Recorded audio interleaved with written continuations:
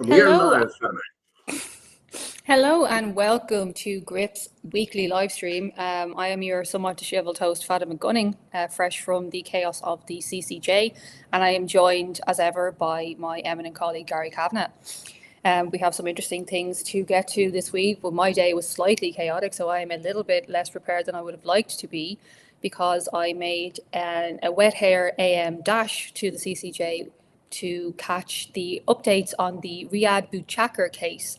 Now, if anyone is not familiar with that name, Riyad Bouchakr is the man, the 51-year-old Algerian origin man who stands accused of the Parnell Street School stabbing.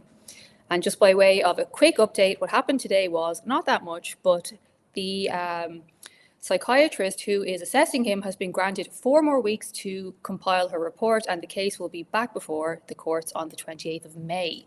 All right, and on the note of justice and policing, we have something interesting for you today. We have discovered, Gary, can you take over a little bit here and tell us the fun thing with the child drawn button that you discovered? Yeah, so the PCSA, which is a new group that will basically be looking at the guards, and whoop, that's not what I meant to share. Live TV. Is after coming out with a new public consultation, they're asking people to tell them what do you want the police to focus on. Now, the interesting thing here is, you got your normal, you got your, murder, stuff like that. But you also have your antisocial behavior, perfectly fine. But then you have your hate crime, your mental health, your that sort of stuff. And the system is entirely anonymous. So anyone can fill this thing out. So, you could, shall we say, have some of the more left-wing groups just filling this out one after the other. You'd have no way of knowing. And they're apparently going to use this to decide what way they should inform the police going forward as to what they should do, as with all these things, whether or not it has any impact at all is just way up in the air. But that is there, so you should be able to see on your screen now the actual thing. So I'll just go back so you can see this little children's button thing. So yes, here is your public consultation. This Oh, is it. Yeah, it's very cute. You're right. that is literally like South Park. Those look like South Park characters. That's what I like to see from a highly paid state enterprise. So you go in here, you have 70 points. You basically knock these over, knock these around the place. And just wanted really to make people aware of it because I had heard no mention of this thing. It's running until June. So if you're interested in telling the guards that they should, for instance, maybe care about burglary, maybe care about homicide, yeah, pull a link on it. I think Jason Osborne is going to put up an article on this on Gript sometime today, probably, which will have all the required links to it. But if you want to go onto it beforehand, it's www.pcsa.ie should bring you to it. So just wanted to make people aware of that because this stuff, as we saw from the hate speech consultations, as we've seen from all the consultations, oftentimes all you get is a load of NGOs and activists filling this out, and then they can say, oh, well, everyone loved what we said we were doing. Everyone says we should spend all of our time on this and not, homicide. So now you know, and knowing is half the battle, apparently. At the risk of sounding like Officer Barbrady here, why should we tell the police that we want them to focus on homicide? Isn't that their job? I like that it's an option, that they're like, do you care about it? Maybe you don't. Maybe you really care about hate speech and event management and road safety, but not murder or burglaries. I gotta say that I really despise all of this stakeholder engagement, where they're like, oh well, we've got to go to the communities and we've got to see what they want. You're the police force. They want you to stop crimes, and you should probably start at the most severe crimes, then work your way down to the crimes that impact on daily life. It should be fairly self-evident what you should be doing. But they also had, may I say, a lengthy field public engagement consultation process while they were policing the asylum centre demonstrations. And they probably could have gotten a little bit of feedback about that from what the public wants or doesn't want. maybe they Field let that. research is a wonderful euphemism for that, I think. Yeah, the whole like people, never mind, I'm not going to say too much, but yeah, you didn't really think that the public maybe like might be concerned about that as a topic. But I like the idea that like you do this, and what do you do if the public comes back with the wrong answer? Like they all tell you, oh, we really care about event management, which is one of the options. You can give maximum points to event management, the same weight as homicide. So presumably someone will do that. What if all the people who respond, you say, yeah, we really care about event management. You're going to ease off the throttle on the homicide investigations? Or does none of this matter unless they give you the results you want them to give you, in which case you'll use it as a bludgeon? In which case, why are we even doing this? Just it's like a citizens' assembly. You know what you want to do, just do it. It'd be really funny if, like, you know, Gardaí themselves, I'm not suggesting that they would do this. I know they're all very, very, very upstanding members of society. But if they all just like voted for the event management thing, so they all got to go to the Oasis gigs for free, that'd be really annoying. Yeah. I mean, like also, you know, one of the options, by the way, mixed in with the other options, just a general option, crime prevention. No, how novel. Yeah, it's like, do you care if the guards get involved in crime prevention? Traditionally, that's what they did, but maybe you don't care. So fill it out as you will. I hate all this stuff. I absolutely hate it.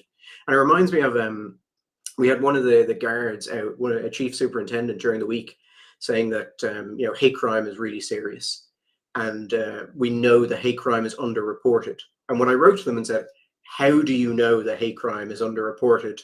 They did the usual of, oh, well, the NGOs and the academics agreed, but then they also said, and it's clear from the lived experiences of the communities concerned. What does that mean? I don't think it means anything. It's like you have a feeling in your tummy and you think it's true, so therefore it is.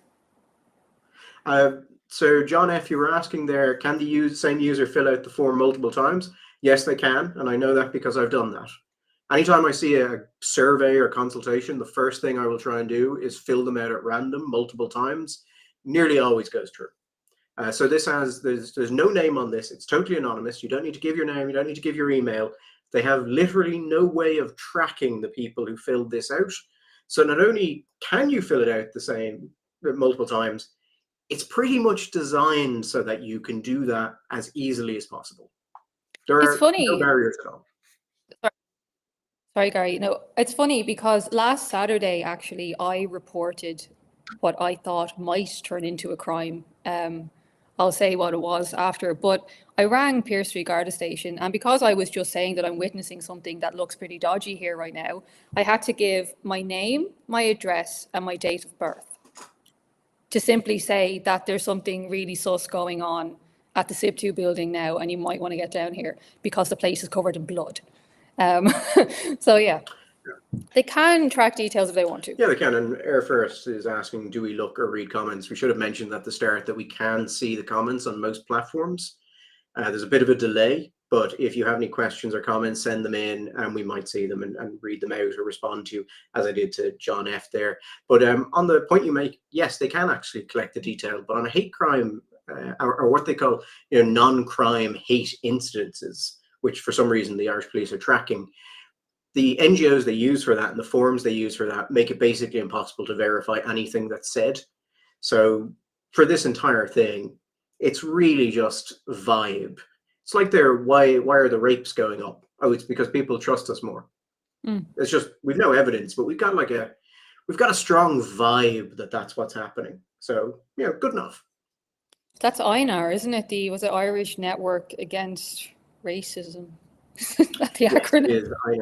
INAR carry that out. And I think they're the only NGO that does it at the minute. I'm pretty sure they're state-backed as well, but I can't remember how much money they get. Everyone is state-backed these days, apart from us. Apart from us, and this is why you should, if you can, please subscribe to Gript, because we're a very small team and we're doing all we can, including trying not speeding, but theoretically speeding to the CCJ at very short notice while my hair was wet. So yeah, speaking of those that INAR-like bodies, they're like the NGOs that it's almost like they need racism to exist in order for them to exist, and in order for, monies to come their way in theory. Well, So I it's don't one of those know. things of, if you have any NGO whose purpose is to deal with a certain issue, and one of their things is to report on whether or not that issue is serious, you kind of expect that every year they're going to come back and say, yeah, the issue is very serious, because the alternative is actually, we're done here, stop giving us money. So I'm not saying that EINER in any way fix the stats. What I'm saying is that they're incentivized to fix the stats, because the worse the stats become, the more they can go to government and the guards and say, listen, this is a really big problem. We're a stakeholder, and basically, give us more money and we'll do work on this because work needs to be done. So yeah, if you leave it to NGOs, they tend to find out that the problem is becoming worse forever. Yeah, and it Somehow. makes jobs for people like Ebun Joseph, who just calls us all racist all the time. But there was a report, I think, a couple of years ago into levels of reported rapes in Trinity College, in college campuses. I think it was Trinity specifically, but it's kind of faded a bit. And it basically came back and said that the rape rate against students was equivalent to the Congo, and that what we should do is we should set up a group to study this. And the second you're like, we have rapes of rate last seen in a very pretty awful war, we need a study. I kind of doubt that you believe your own results, because if you believe them, you'd probably be calling for criminal sanctions and closing down the universities. But Yeah. that's a lot of that. Now I don't feel so bad for comparing Trinity College to Sodom and Gomorrah in a recent article. Well, no. I missed that one entirely. What article was that?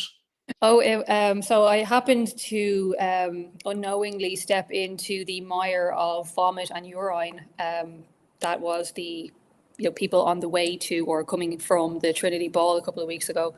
And yeah, I was walking down, I was getting the Dart up Pier Street, and I have never seen so much vomit and urine in my life. As I'm broken glass. So Sorry, yeah. I saw this comment you can see on screen, and I didn't realize they were talking about the survey, and thought they meant that on the live stream we should just have a section of me complaining about people who have wronged me, And which I'm now, open for. I'm open. I think there might be a good few names on that list, Gary, and some of those names might also be on my list. And now the liars. But no point giving into personal vindictiveness because we have a media platform. No, God forbid we ever do that. So I actually, to continue my favorite topic, I wanted to talk about some work I've been doing. We're getting a lot of queries about refugee accommodation, like a lot about them, and not about like these stories that we get occasionally in the papers, which say, this person got 10 million for something, or this person got 5 million, but like what's actually happening overall. And Matt Tracy has done a lot of work on this, trying to track down basically what the overall picture looks like. But what I've done, or what I spent my weekend doing, was basically taking the Department of Equality releases invoices of everyone they've paid over 20,000 euros to. I went back through the last 5 years of those invoices and basically collated them together so that we could see everything that had been paid to companies in relation to accommodation for Ukrainians or asylum seekers, but also the services related to it. So I just wanted to show people what this kind of thing looks like and why other people generally don't do it. So I had to manually go through several times about 25,000 lines here. Like, that just keeps going in order to actually pull this together, because the way the department does it is they don't release it in an easy to handle Excel sheet. They're PDFs, the formatting changes, they give different names to the companies, they give different codes to things. None of it is designed to make this easy for you. But I'll zoom in so people can actually see something rather than just a wall of meaningless text. But what we now have, and I'm pretty sure we're the only people who have this, is a collated table of effectively every company that has taken money from the state for accommodation services and what they are, and also where they are by size. So here we have Cape Wraith Hotel Unlimited, 50, no, that's that's not right. That is 154 million to Cape Wraith. And this is just a less detailed one. But what we're going to do with this, and what I hope to do with this now, is to basically try and make a public-facing list of data where people will be able to go on and see the companies and see what they've gotten money for, and also see who own those companies and what they can do with it. The total spend on this, by the way, is about, I think, 4.5 billion over the last 5 years. It was 1.8 billion last year, I think. So you're talking about just incredible sums of money. So I'm hoping that we will have this ready to face the public within about a week or so, and that there will basically be a data section on Gript's site where subscribers can go in and say, here are the, we won't do all of these because there are, all in all, I think about 1,000 companies have gotten money from the state, of which about 600 have gotten 1 million or over. And then about, I think it's about 100 of them have gotten at least 10 million. So you're talking just about a massive number of companies. So we'll probably limit that to the 25 or 50 biggest, and then we'll build it out over time.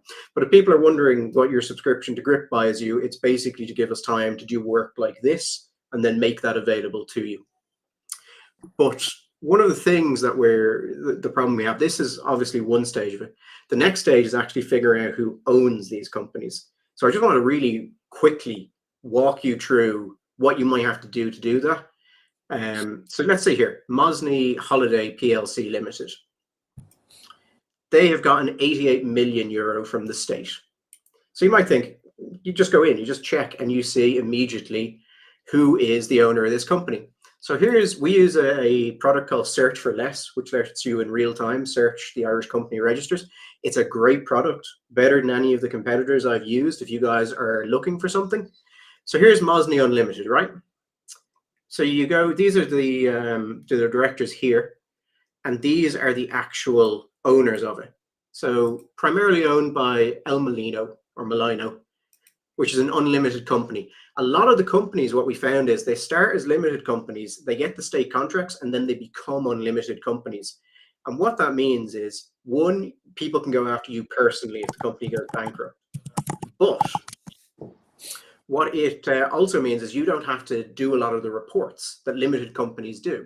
Because since the state isn't protecting you from bankruptcy, they basically say, okay, well, people don't need to know as much about you because they can go after you personally. So we go to the second company. This is company number 2, El Molino, owned by Sonning Unlimited. That is not an Irish company. Looked, found it. So we go to our handy Isle of Man company registration. We find Sonning Unlimited. We buy Sonning Unlimited's annual returns.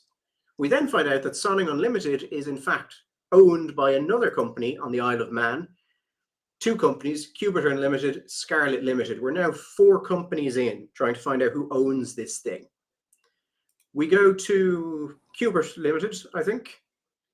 And there we find, sorry, this is, it is not updating with what I am showing, is it? Give me 1 second and I will actually fix that.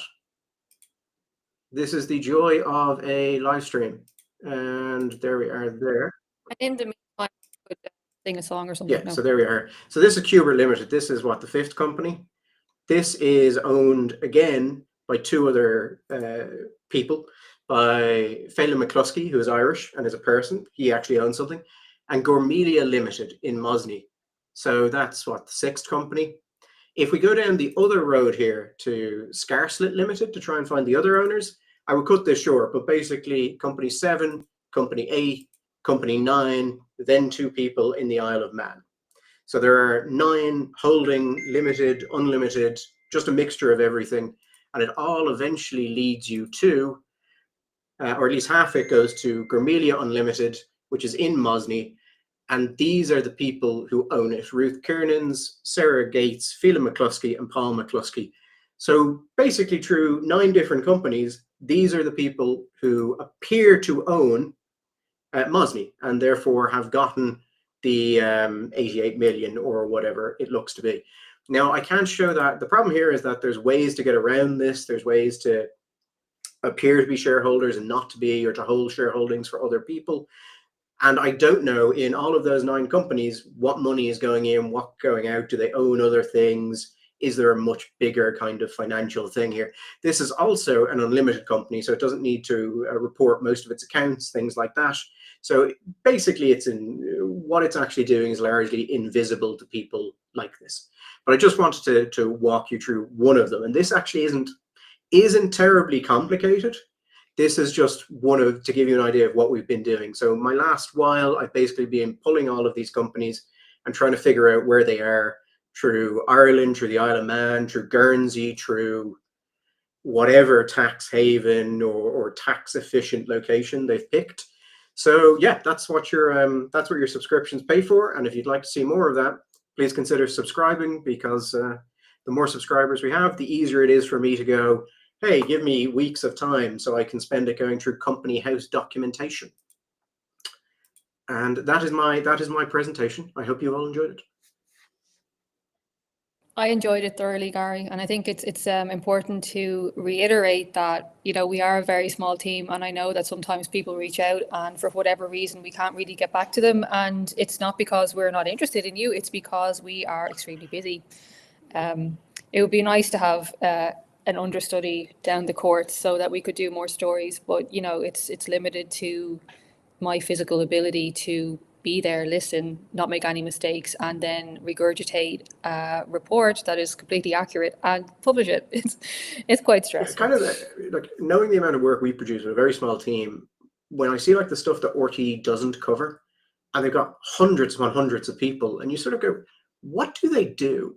Like literally, what do they do? Because I cannot in any way, if we had staffing levels near RTE, we would produce multiple times what RTE produces. I can see no other way of doing it, but we don't. And considering that every time they look like they're losing money, the government just gives them more money, we won't anytime soon. Yeah, I mean, in fairness to RTE, it is very, very stressful to order that many pairs of flip-flops online. You know, and I know that because I online shop a little bit, and it can be stressful to get everything together and get it into the cart and make sure it's delivered on time. So in fairness to them, they're busy with some things and not others. For the people who are saying that they enjoy that work and that we should set up I see Fergal is saying we should set up a fundraiser specifically for it. I was thinking about doing something like that, but I'm not sure what kind of way to do it. I think what we'll do is we'll put up the top ones, the first 10, 25, and then basically see if people are interested, and if it's what people want and they want us to do more like financial deep dives like that, produce more of it. And I would actually love to. This stuff is really interesting, which I think is why I know other journalists have looked into this, and most of them have only gotten to the Isle of Man, and then they've either been unable to go further or they've chosen that they basically don't want to spend any more time on it. Whereas I find this really interesting. It's really interesting to go, why do you have 9 different companies? Why not one? And then why, when you get to the very end, do you register the last one in the Mosney Center? Put it in the middle of nowhere so that like I could throw Mosney Center into this software and it would just tell me what's registered there. It's like, it's a lot of effort to, get back to zero. Yeah. It does feel like there is a very, very interesting documentary in this one day if we ever get to the bottom of it, which doesn't sound likely anytime soon since it's endless. Well, I think the thing I realized when I was doing this is Carol Nolan had a PQ in there the other day, a parliamentary question for those who don't know. For those who aren't aware, TDs can put in questions, and they put in hundreds of them, and the ministers of the department will come back to them with a written response. Or they're meant to. Sometimes they'll try and get around it, and oftentimes they don't actually answer the question directly, but they'll put you back in something. That response came back and said that last year we spent about $1 billion on accommodation. But when I ran the numbers, it was 1.8 billion. So it looks like what's happening is TDs are asking, what are we spending on this? But they're specifying accommodation. And what they're getting back is deliberately stripping out all the money you spend around accommodation. So security, staff, laundry, catering, anything that isn't directly covered by your contract. And it turns out that basically doubles the amount of money you're spending on it. But as I said, there's about 25,000 invoices over 20,000 euro over the last 5 years. So this is becoming just an incredible industry. I mean, there are people who are who've acquired generational wealth from doing this. It's crazy. I mean, when you look at the situation in Newtown and Kennedy, that whole the inflammatory part of it was a year ago now, in the last couple of days. And as Gript was able to establish, that centre is now vacant. So after all that trouble, it's not even in use. Like I know that there is a security guard, at least one employed there, and that the lights are on. But there's no asylum seekers in there currently, and I'm not sure when there will be again. There was an interesting thing that we first heard of a couple of years ago, and we couldn't back it up because no one would talk to us, so we couldn't publish on it. Which, for those who are kind of questioning, it comes up occasionally where people are like, "Why don't you publish something on this?" And oftentimes we know that that thing is happening. You know that thing is happening, but we can't get it over the line we need for legal clearance. We can't get two sources to talk to us. We can't get people to do things. And I understand it can be frustrating for the public, but believe you, it is way more frustrating for us because it happens to us constantly. But one of the problems that we had heard about was that the government was basically booking these facilities and a certain amount of rooms in these facilities. And then the asylum seekers would just wander out and wouldn't come back. So they ended up with all of these free rooms that they basically didn't tell the government were free.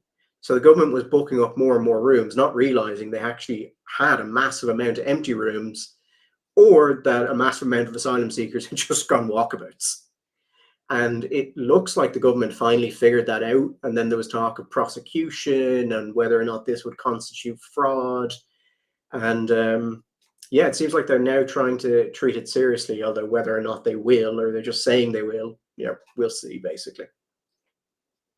I think it's important to note that, like, those places, they're not prisons. Like, it's very, very difficult. If somebody doesn't want to be kept track of, it's quite easy for them not to be kept track of.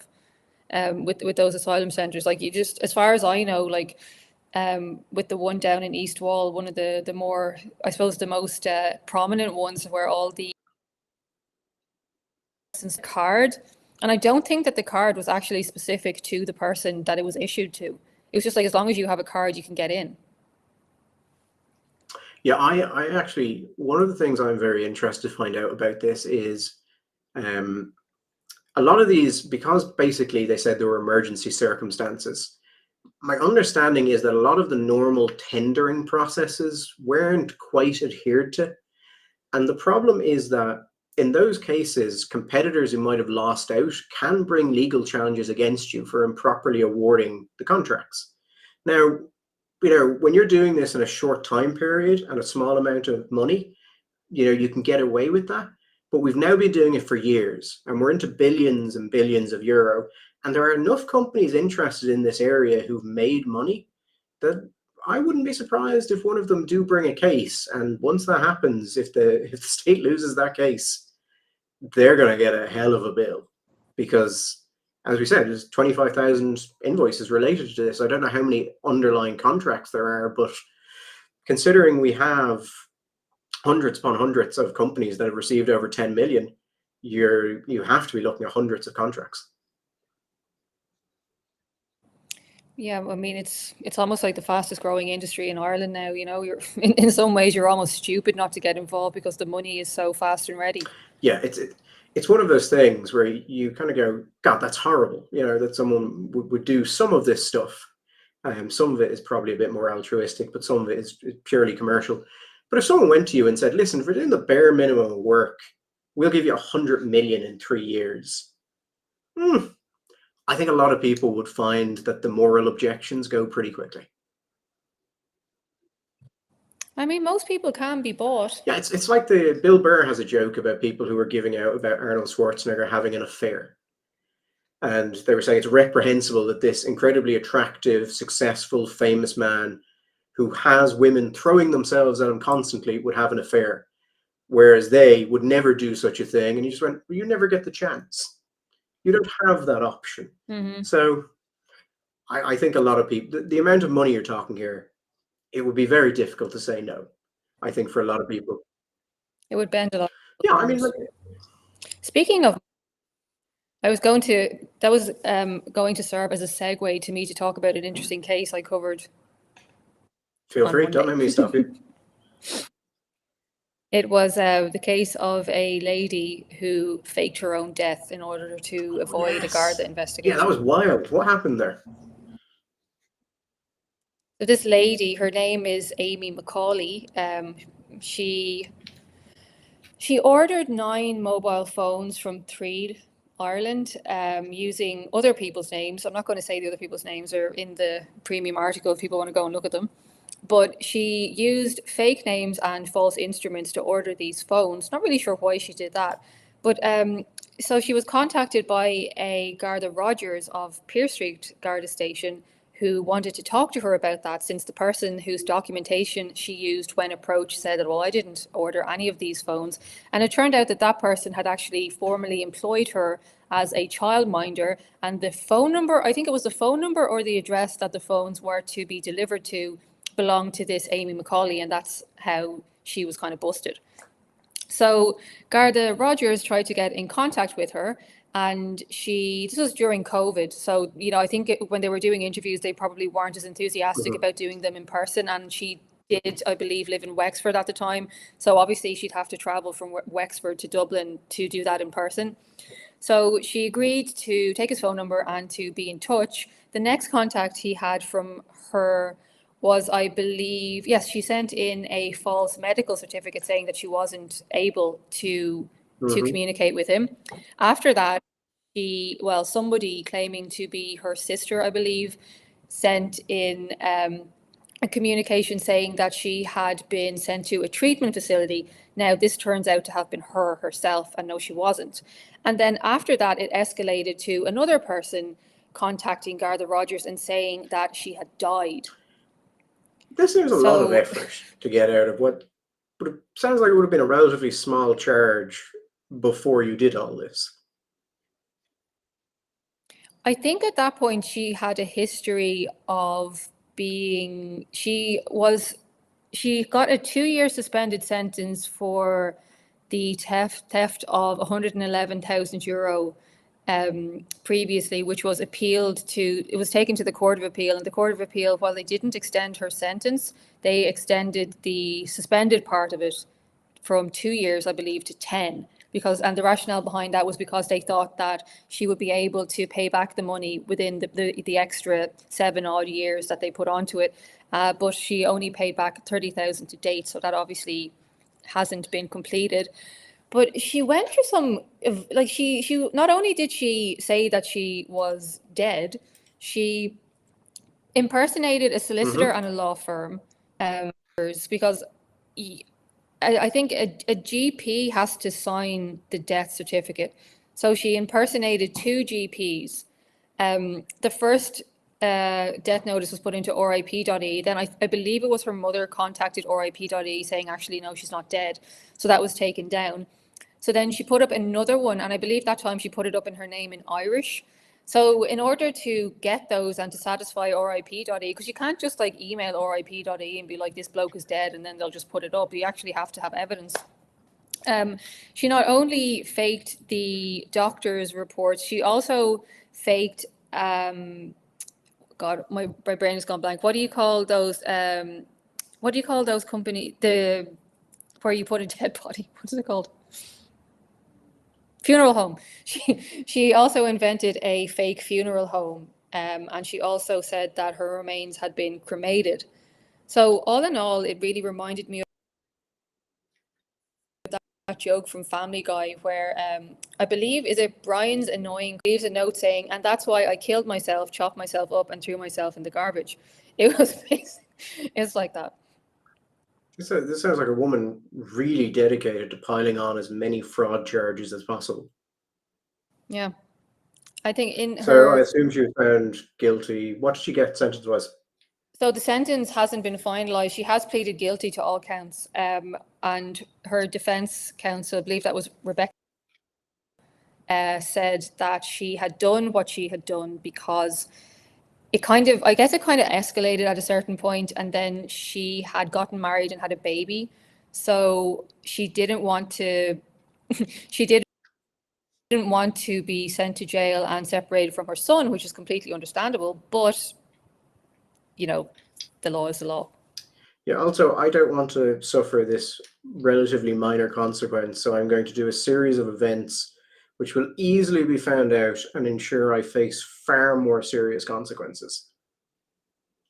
If you don't get sent down for 111K, you're going to get sent down for $4,000 worth of iPhones. Rationale.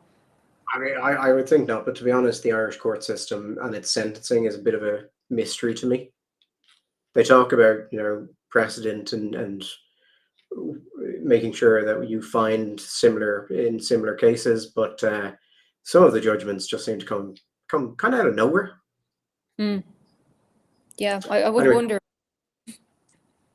I think we've just gone over the half hour, so I think we may be best to cut it there. Also, I think your internet is starting to go. Oh no. Okay, well, thanks everyone for joining us. I hope you found our discussion varied and colourful. I know I did. And please join us again next week, where we'll be discussing the latest news and a little bit of insider goss as well, for good measure. Thank you very much. I've been Fatima Gunning. My colleague here has been Gary Kavanagh, and you've been watching Gript Media. I was venerable when you first introduced me, and now I'm just your colleague. I said eminent. I'm sorry, eminent. I've been demoted in the past half hour. Yes, and if you have any feedback for the show or anything you'd like us to cover or any format changes or anything like that, please do email me at gary@gript.ie and I will be sure to look at it. Until then, all the best. Bye.